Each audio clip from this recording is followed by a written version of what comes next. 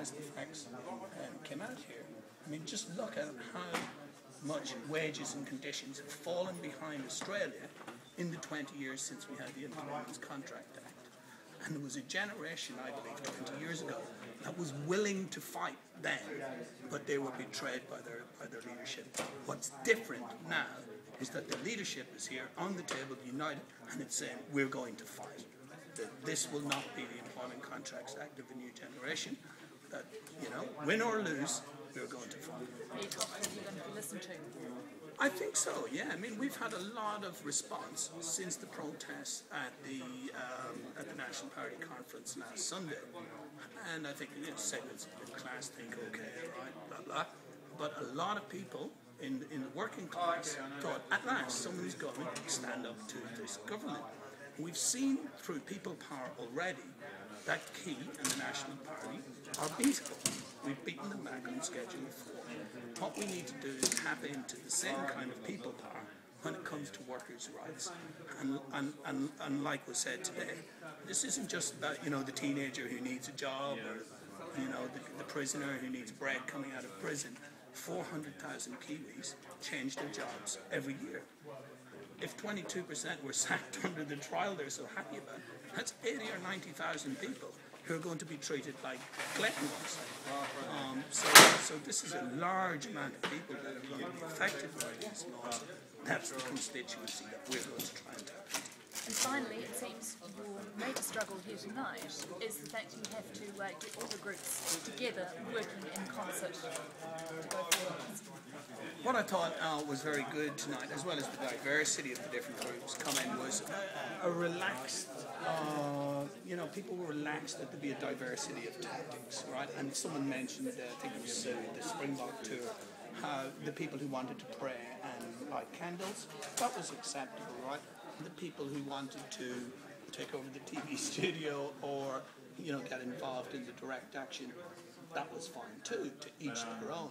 I think also in this movement, there will be different groups with different culture, but we should respect that there be a diversity of tactics. Certainly what people don't want is limp speeches, rhetoric that's not backed up with deed. And I think tonight's meeting, not only representing a triumvirate, if you like, of the strong private sector unions, and these are the heavy artillery of the working class. You couldn't say that this was just the radical socialists. I mean, these unions represent 100,000 workers, right, in the factories and in the warehouses. But what's very, very good is that they are saying, yes, we will fight. This is not what happened in 1991, the Employment Contract. And, like was said, this could be a silver lining. Now we're talking about reaching out to tens of thousands of workers who are not protected at the minute and go, do you know what? We're going to protect you. This could be similar to what happened in France a few years ago. Sarkozy, the president, running at 60-70%, right-wing guy, huge majority in the parliament, gets very cocky, thinks he can rip up workers' rights, attacks the young workers from 16 to 18, passes a whole lot of laws.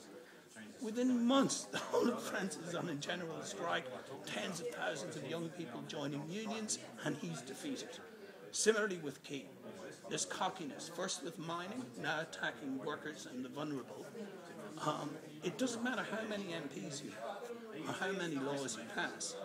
We're determined to break these because it's about protecting workers' rights. If we need to help someone who's been sexually harassed, I'm not going to wait around for 3 or 4 weeks until an employer gives me permission to come into that work site. If a worker has been burned with hot oil in a KFC, I'm not going to wait for 3 or 4 weeks until I get written permission before I go in to help that worker. We're going to walk in, and if they try to stop us, there will be hundreds of trade unions who will walk into those sites. And we will do what the Prime Minister asked us to do. We will name and shame these employers who treat people like dirt. Fantastic. I'll just take your name and position for the level, if that's right. Didn't get you again, I'm so sorry. So I'm Joe Carolan, and I'm campaigns organiser with United. That's great. Thank you, Joe. You're going to have a good drink. Thanks a lot.